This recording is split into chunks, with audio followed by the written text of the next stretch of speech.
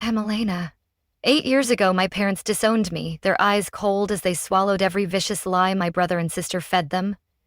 They didn't ask questions, just ordered me out, pregnant, penniless, and alone. I stumbled into the night, carrying twins they never knew existed, fathered by a man they swore would abandon me. He did. Now they've lost everything, and I'm the only one left with something to offer. Before we dive in, tell me, where are you listening from and what time is it right now? Drop it in the comments. Haha, this one. This one hits deep. It started on a Sunday, one of those warm, bone-dry spring days in Tucson when the mesquite trees paint the sidewalks golden. I remember brushing stray pollen off the windshield of my car before walking into my parents' house. The air was thick with the scent of desert bloom, and a faint hum of cicadas pulsed like a warning I didn't heed. It felt like walking into a trap I didn't know was set. My dad had called the meeting just a casual family dinner tonight, be here by 6 message. Nothing out of the ordinary. I thought maybe it had something to do with my medical school applications, or Liam's new job, or Sophia's engagement party planning.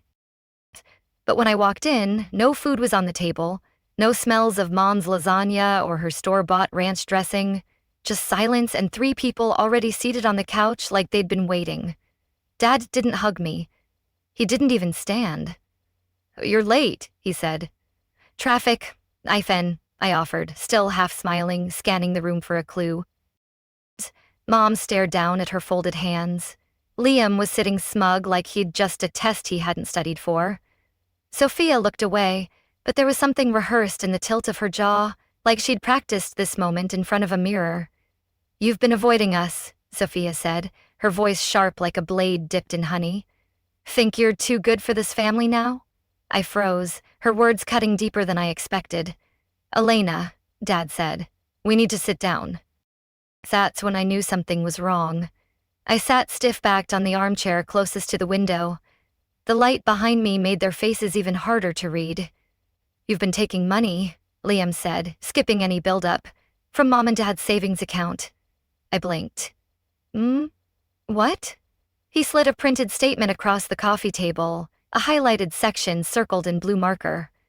"A withdrawal." I started, but Dad raised a hand. Sophia jumped in like she couldn't wait any longer.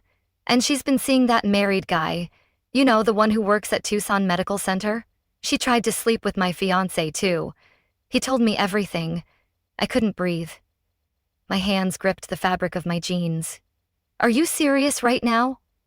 I looked at her, at all of them. "Do you think I would touch your fiancé or steal from our parents?" "Don't lie, Elena," Mom said softly, eyes still down. "You've changed. We don't recognize who you've become." "You've always been jealous," Sophia snapped, leaning forward. "You wanted my life, didn't you? My fiancé, my future." Her words were venom, and I felt the room shrink around me. "Enough," Dad said. "We had a long talk. We've made a decision." Then came the sentence that cracked the floor beneath me. "We're removing you from the family estate, and we think it's best you leave tonight." Leave tonight. I looked around the room, at the walls with our family photos, at the spot where I used to curl up and read, next to the fireplace. It didn't feel like my home anymore. It felt like I was a stranger. They couldn't wait to forget. "You have 2 hours, Liam said. 2 hours, I whispered. "We've already packed a bag," Sophia added. "It's in the hallway." I stood up, past my mother, who didn't look at me, past Liam and Sophia, who smirked like this was a performance well executed. On the way out, I caught Dad by the trash bin in the garage. He was tossing something in. My old family photo album. "Seriously?" I asked. He shrugged. "Figured you wouldn't need this where you're going." "You were never really one of us," he muttered, his voice low but deliberate, each word a nail in the coffin of my past. I didn't cry. Not then. My legs carried me out to the car. I drove aimlessly, fingers trembling on the steering wheel. I ended up in a motel off Oracle Road, one of those places where the curtains don't fully close and the AC unit buzzes like it's trying to escape the wall. I sat on the edge of the bed for a long time. No tears, just silence.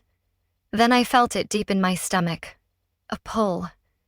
Not pain exactly, but a weight I hadn't noticed before. I'd missed my period. I got up, grabbed my purse, and walked 2 blocks to a gas station. Bought the test. Back in the room, under yellow bathroom light, I watched the lines appear. Too positive. I didn't scream. I didn't cry. I just stared at the mirror, at my reflection. "You're not alone," I said aloud. And then, almost without thinking, I whispered to the tiny life inside me. "You were the only truth they couldn't erase." The motel room smelled like bleach and old carpet. Outside, the neon vacancy sign buzzed faintly. I sat at the small table near the window, the pregnancy test box still open beside me.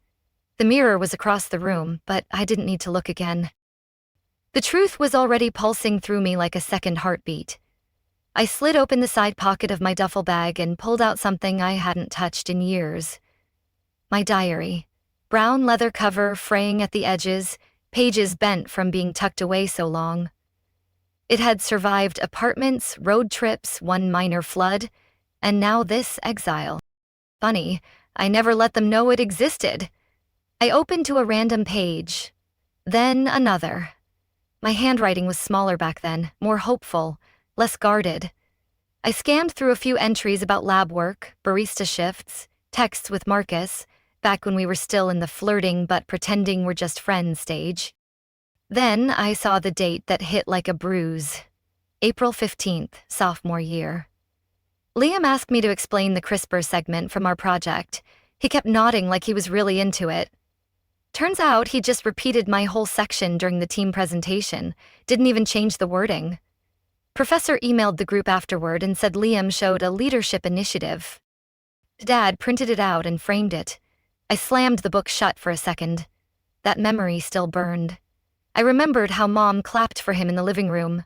"Your brother is finally stepping up," she said.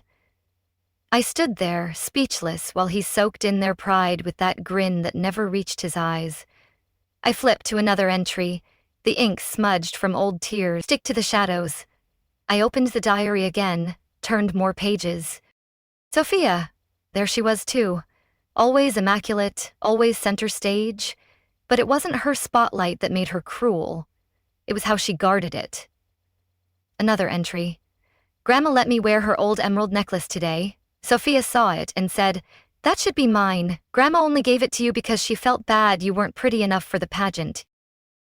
I pretended not to hear her, but she made sure everyone else did. I swallowed the sting. That necklace wasn't even the half of it. What Sophia didn't know, what no one did, was that Grandma had secretly left me her engagement ring, a little silver band with a ruby center. I kept it hidden inside a hollowed-out book. It was the one thing I had from someone who saw me. She saw me. A week after Grandma died, Sophia stood in the backyard during a family brunch and announced she was going to use Grandma's ring as her something old for the wedding. No one corrected her. I stayed quiet. I wasn't brave then. Not yet. And her wedding, God, they let me come? Gave me a seat in the 5th row near the speakers. When the time came for speeches, I stepped up to the mic and it cut out. Sophia waved it off with a laugh. "Technical glitch," she said. Then turned to the crowd and launched into her own toast. The mic worked just fine for her. Later, I overheard her whispering to a cousin. Elena's speech would have been a disaster anyway. I saved her the embarrassment. The crowd laughed, and I felt my heart shrink. Back in the motel room, I looked around like the walls might offer comfort. They didn't. I glanced at the test again, still positive, as if the line had deepened overnight. I reread the instructions like maybe I had misinterpreted. I hadn't. The weight of the truth pressed against me. Not just the baby, but the realization that I'd never really been one of them. Not in their eyes. I was tolerated, never treasured. My phone vibrated on the table, an unsaved number. I almost didn't pick it up. The text preview read, "I'm coming to Flagstaff. If it's true, you're not alone. Marcus." I didn't even tell him, not yet, but somehow he knew. Or maybe he'd always sensed it. and for the first time since I was thrown out, something inside me stopped trembling. The man who still looked at me kindly.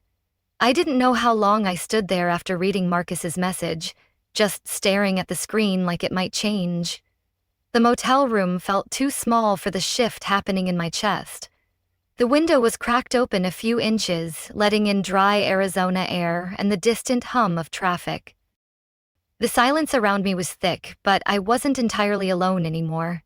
There was a knock. It wasn't loud, just a steady, familiar rhythm. I froze with my phone still in hand, then I crossed the room and opened the door. He looked the same, but also like he'd been through something of his own. Marcus stood there in a blue shirt, the sleeves rolled just enough to show the faint tan lines on his arms.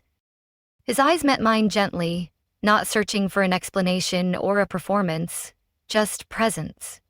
"You okay?" he asked. I couldn't find the words. Not at first, so I stepped back and he came in. We didn't hug, didn't cry. There wasn't that kind of drama. He just sat in the chair near the window while I perched on the edge of the bed, like someone visiting a stranger's house. The silence stretched between us, not awkward, but heavy with everything unspoken. Eventually, I whispered, "I didn't expect you to come in." He didn't answer right away.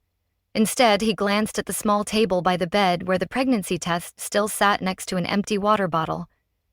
He didn't point, didn't question, just said, "Get out of here for a bit?" I nodded. We drove in his truck, an older Chevy, the kind that vibrates just enough to make conversation easy to postpone. He parked outside a small diner with cracked vinyl booths and windows that hadn't been washed properly in years. The kind of place where no one cared who you were, as long as you paid in cash and tipped halfway decent. We sat at a booth by the window. Marcus ordered coffee for us both, black. The waitress didn't bother with a menu. Neither of us were here for food. He looked at me once the coffee arrived and said, "You don't owe me anything." "I'm pregnant," I said. I didn't even ease into it. He didn't blink, didn't flinch. He just reached for a paper napkin, grabbed a pen from his jacket pocket, and scribbled something, then slid it across the table. One word. Together. I stared at it like it was a language I hadn't seen in years. "I don't want to run," he said. "Not from this, not from you." I laughed, a short breath that wasn't quite humor. "You don't know what you're signing up for." Maybe not, but I know what I walked away from. He told me then about his family, old money from the Midwest, orchards and tech patents, and expectations thicker than blood. They wanted him to marry the right girl, invest in the right projects, say the right things at the right gala. He'd left it all. "You don't know this," he said, "but I saw the way your brother talked over you during that university pitch event. I saw the slide deck you made. I knew whose work it was. I wanted to call him out right there," Marcus added, his voice tightening. "But you didn't need me to fight your battle. You never did." My fingers tightened around. I hadn't thought anyone had noticed. Liam had strutted across that stage like he'd built the whole concept.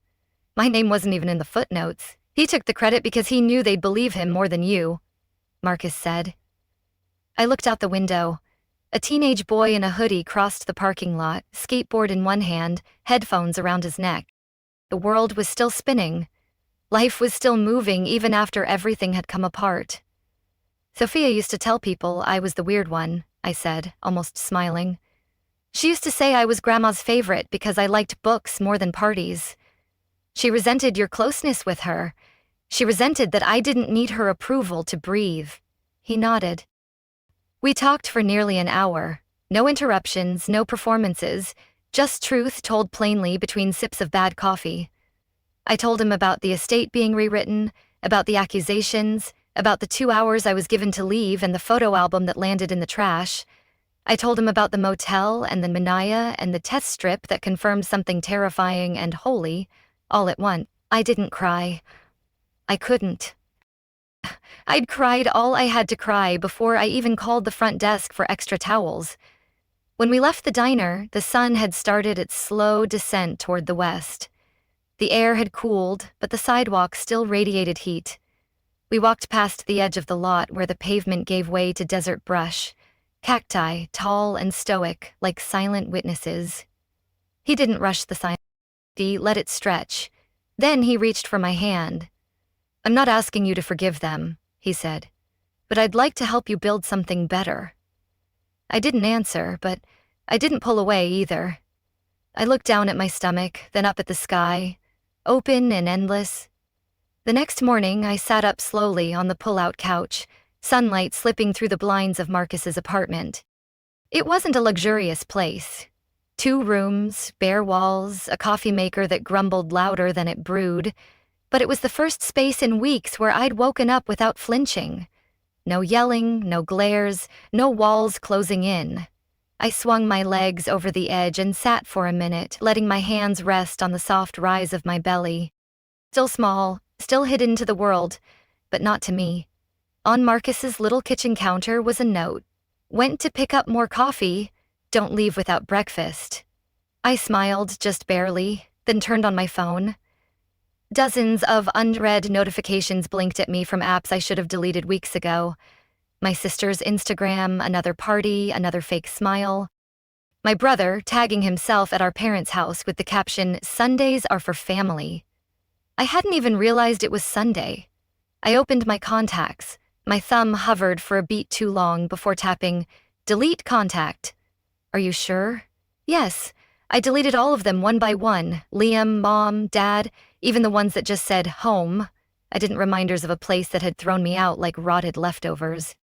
I stopped checking their social media, logged out, not out of spite, out of self-preservation. I wasn't erasing them to hurt anyone. I was erasing them so I could finally see myself clearly again. That afternoon, I called a women's clinic under a different name, Clara Vance. It wasn't the first name I'd thought of, but it came easily. Clara sounded like someone no one would be looking for, someone no one had erased. I paid in cash, sat in the waiting room between a teenager chewing her sleeve and a woman my mother's age who looked like she hadn't eaten since Wednesday. The nurse didn't ask many questions, just took my vitals, scheduled a follow-up, and handed me a printout about prenatal nutrition with a smile that didn't feel rehearsed. No family insurance, no emergency contact, just me, a clipboard, and the silent promise that I would figure this out. I wasn't just carrying a child. I was carrying a future that no one else would shape this time. Later that week, I spent hours at the downtown library in Tucson. Not the glamorous part with coffee shops and murals, the older wing, where the computers still hummed and every desk wobbled just slightly to the right. I researched grant programs, legal frameworks, basic startup structures. I didn't know what I was doing, not completely, but I knew what I wanted to build a biotech company based on the thesis that Liam had once pitched as his own. This time, my name would be on every page. Marcus never hovered. He didn't offer to fix things. He just made sure I ate, brought me backup pens, and sometimes sat in the corner reading quietly while I worked. We didn't talk about his family, not really. But one evening, over takeout and soft jazz playing from his phone, he said they tried to build me in their image. I'd rather help someone build something real. That night, we made a quiet pact.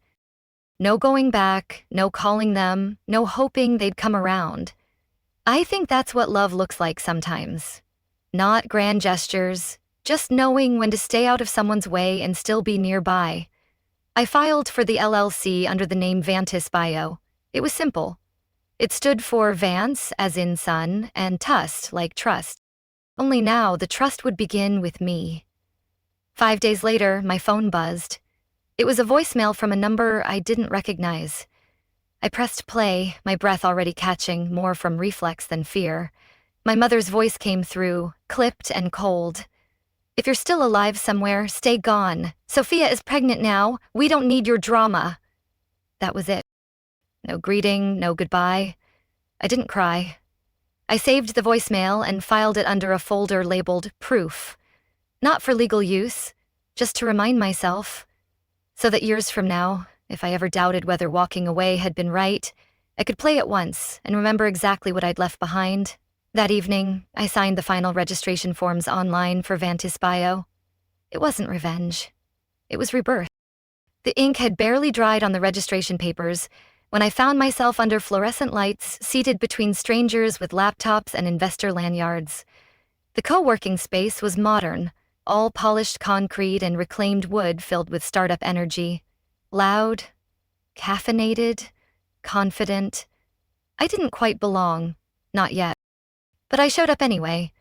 I'd borrowed a black dress that still fit around my belly and brushed my hair back in a low bun, hoping the quiet force behind my words would speak louder than the shape of my body. The pitch went fine, sharp, clear, rehearsed. I'd practice in the mirror, in my sleep, in the bathroom stalls between bouts of nausea. I'd written and rewritten every line of the product roadmap. My numbers weren't just good, they were airtight. But it only took one sentence to flatten everything. An older man, slick gray hair, tailored blazer, advisor tag clipped neatly to his collar, tilted his head after I finished speaking. Then, with a smile that didn't reach his eyes, he said, "Impressive resume, but we've already had our fill of single pregnant founders trying to prove a point." A woman in the back scoffed audibly, muttering, "She's just desperate for attention." The room's silence stung sharper than her words. The room didn't laugh. It didn't need to. No one defended me either. I nodded once, too tightly, and walked out. Outside, the Arizona sun had softened into gold, but my lungs burned from the inside. I didn't let myself cry. Not yet. I pressed Bin hand over the place just beneath my ribs, the place where a second heartbeat lived, and told myself, "Keep walking." I made it as far as the bus stop before the nausea won. Bent over near a trash can, I retched until my throat was raw. Someone behind me, a woman in a stiff blouse and judgmental perfume, clicked her tongue and muttered, "Girls like that shouldn't breed." She didn't say it to me. She didn't have to. I found the nearest coffee shop, slipped into the restroom, and locked the stall. The cold of the toilet's water tank was the only solid thing to lean against. I didn't sob. It was worse than that. Silent tears, so still, I barely noticed until I tasted salt. My hands shook as I reached into my wallet. Hidden behind a card I never used was the photo I kept for no reason I could explain. Me and Grandma Senior at Sophia's wedding. We were both laughing, caught mid-smile. I'd worn a coral dress that day, she'd worn mauve. I looked closer. I always looked at her face, but this time I saw my own hand in hers. A moment I'd forgotten. Her palm tucked something into mine. A ring. Not just any ring. Hers. The one she wore when she married Granddad. The one she told me would be mine someday because you see people for who they are, not what they want from you. But at the will reading, it was Sophia who showed up, wearing it, smug as ever. Grandma said it belonged to the first daughter to marry, she'd announced, and no one questioned her. No one looked at me. Never said anything. I'd let the lie live because back then, I'd still thought keeping the peace meant keeping the family. I folded the photo and tucked it back into my wallet like it was armor. When I stepped back outside, the sky was orange-pink, the streetlights flickering to life one by one. I walked without a destination, letting the city carry me forward. By the time I reached the quieter part of downtown, I found a bench near a dry fountain. I sat, opened my notebook, and wrote. Not to my parents, not to Liam or Sophia. I wrote to the people I hadn't met yet, the ones who might back Vantis Bio. I told them about the science, yes, but I also told them about the kind of founder I was becoming. You won't find someone more relentless, I wrote, than a woman who built everything after being told she was nothing. I didn't sign it with flair, just my name. Elena Vance. That night, I walked home with swollen feet and a cramp near my lower back. But I didn't feel small anymore. I felt lit. Not like fire, but like the ember you think went cold until it glows again in the dark. That morning, I woke before the sun. Something in me had shifted.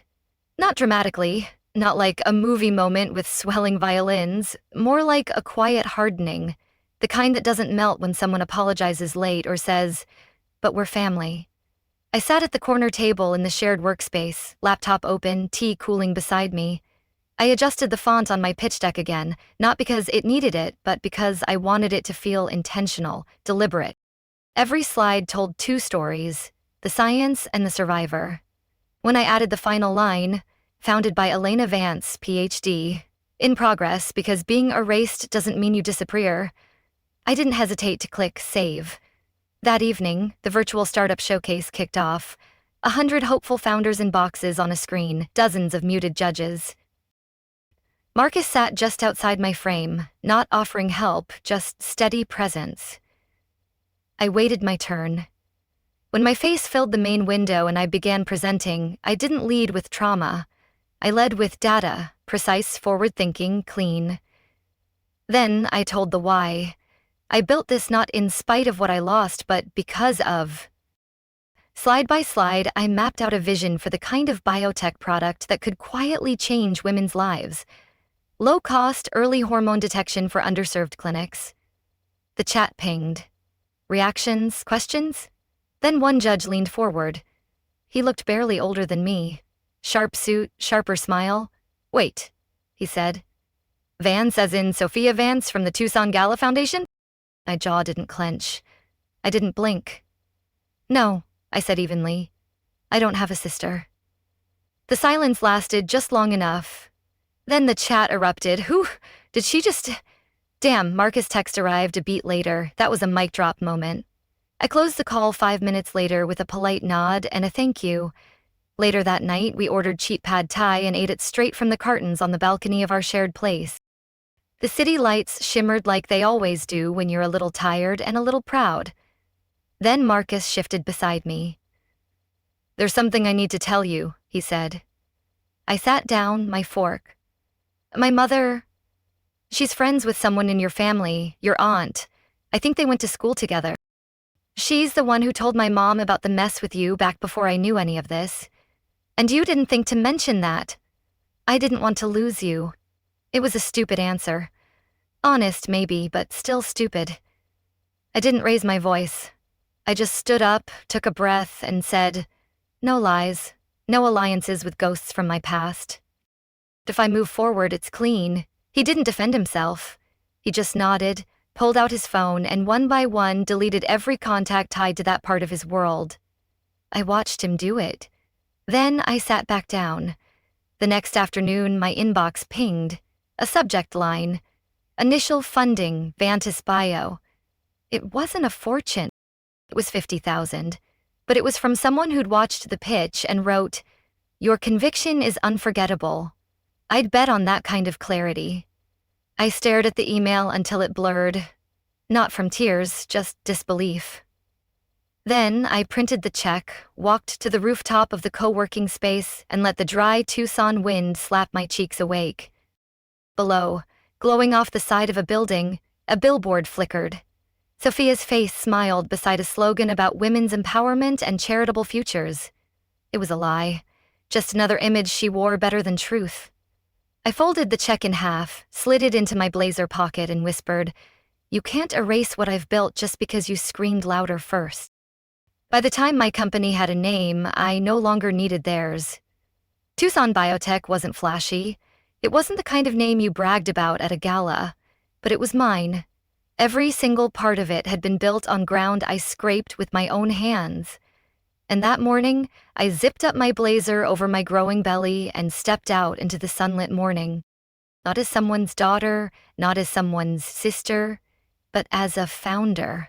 The Regional Medical Innovations Conference was being held at a swanky downtown hotel, the kind with marbled floors and triple-shot lattes that cost more than a lunch. Marcus parked a few blocks down so I could walk in alone. It wasn't about dramatics. It was about reclaiming the space my name had once been erased from. But nothing prepared me for what I saw. Right outside the main conference hall stood a 12-foot-tall banner, silk-printed and perfectly lit, that read, "Women Leading the Future of Health," sponsored by the Sophia Vance Foundation, and right there, front and center, was Sophia's face.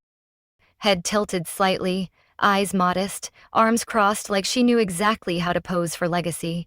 Below that, quotes, words pulled word for word from my thesis abstract, no attribution, no footnote, no mention of Tucson Biotech. A conference attendee whispered to her friend, "That's Sophia Vance's work, right? She's practically a saint."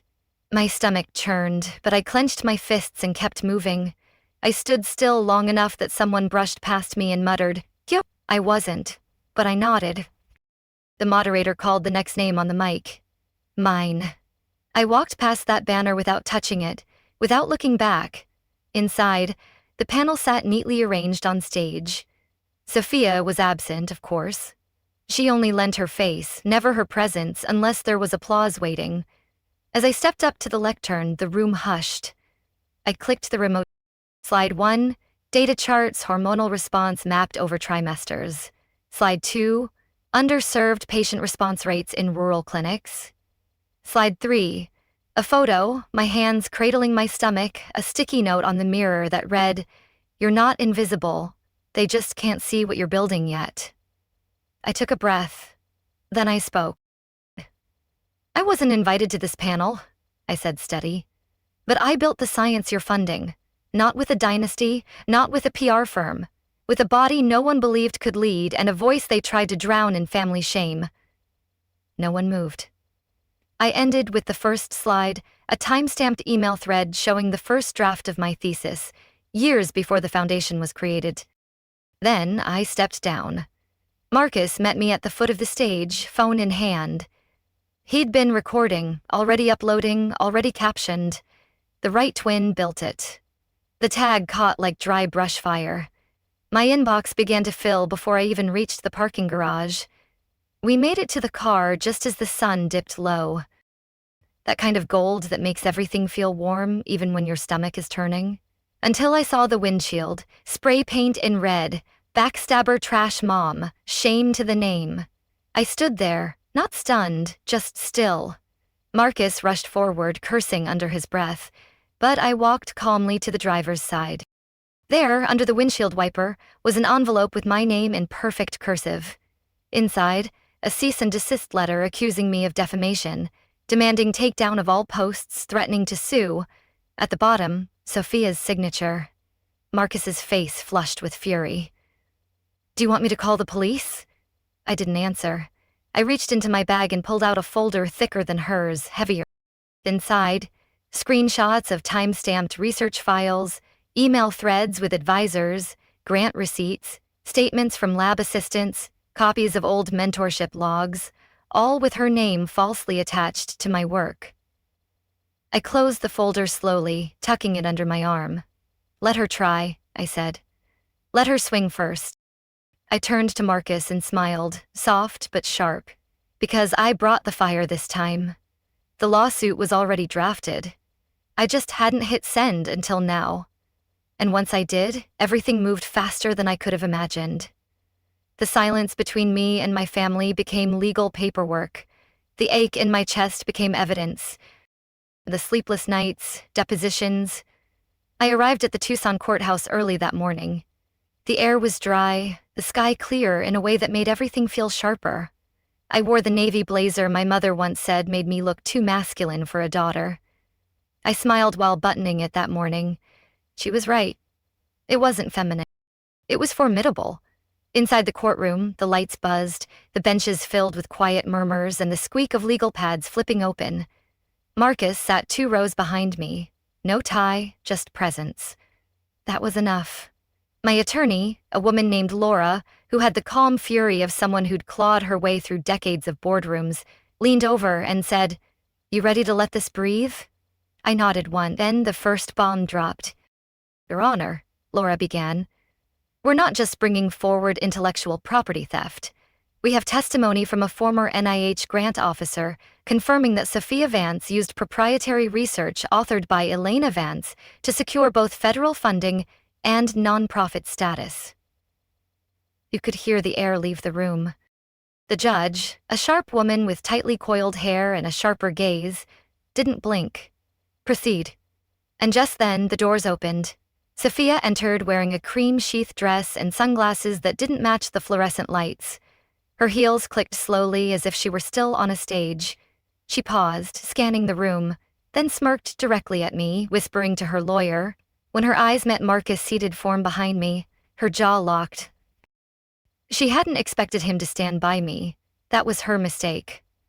Sophia's legal team, all polished teeth and performative civility, tried their angle.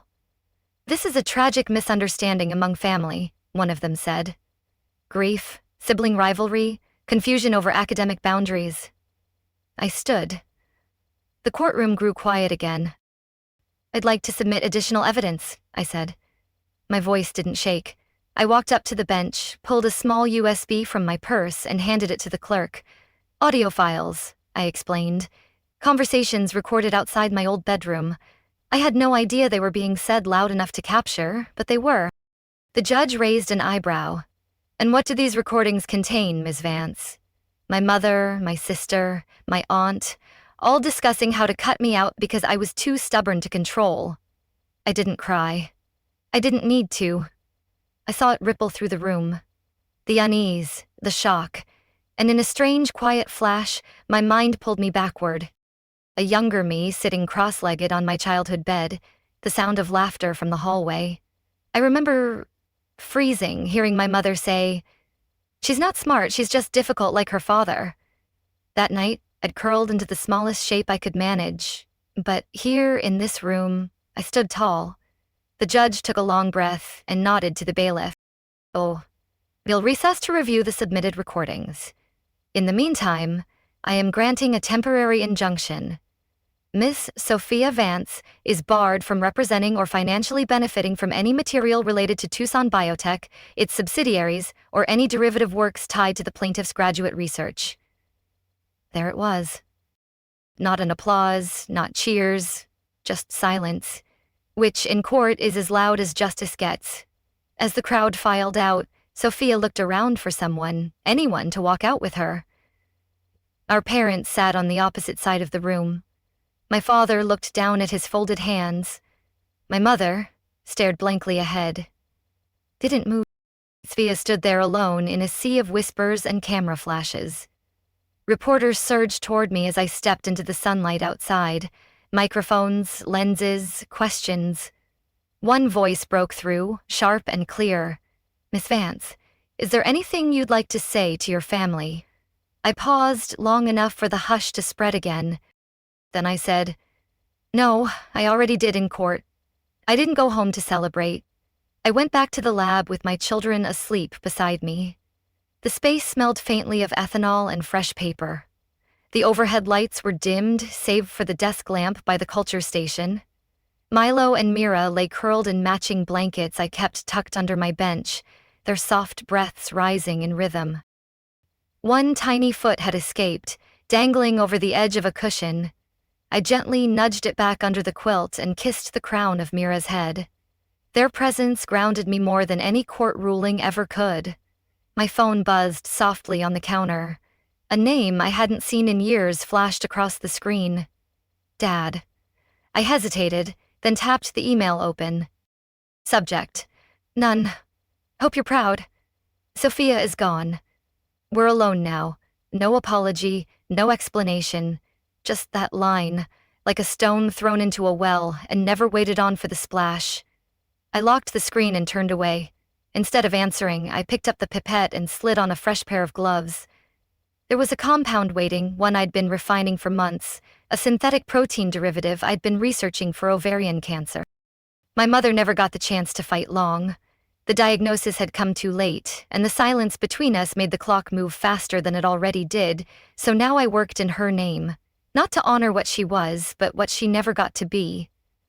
By the time the final drop had slid into the assay, dawn crept through the narrow lab windows. I looked at my children once more, still fast asleep, and I whispered, "We're okay now, all three of us." The sun warmed the soil under my nails as I dug. Marcus was in the background, installing a small wooden swing from the pergola beam. The twins took turns patting dirt over the citrus saplings. One grapefruit, one lime. "Mimey, this one's Milo's tree," Mira said, wiping her brow like a tiny farmer. Milo nodded seriously, as if the roots themselves depended on his approval. It was just a narrow strip of earth behind the house, boxed in by white stucco and sun-faded bricks. But it was ours. That morning I felt my lungs stretch in a way they hadn't in years. The doorbell rang. A package sat on the stoop, plain brown wrapping, no return address. I opened it slowly. Inside, protected by thick cardboard, was a single photograph. My fingers froze. It was the picture, the one from my childhood, the one where I'd been cropped out years ago, just a corner of my arm left behind. But this time, I was there, smiling awkwardly, off-center in that hand-sewn green dress Grandma Senior had made. I turned it over, written in neat pen. "This is the version that matters, see?" Marcus walked up beside me, wiping sawdust off his hands. "I found it in one of her old photo albums," he said gently. "The original print before the edits." I nodded. I didn't need to say thank you. He already knew.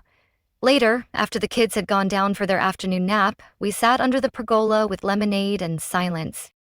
The kind of silence that comes only when no one's expecting answers anymore. Marcus looked over and asked, "Are you okay now?" I didn't answer right away.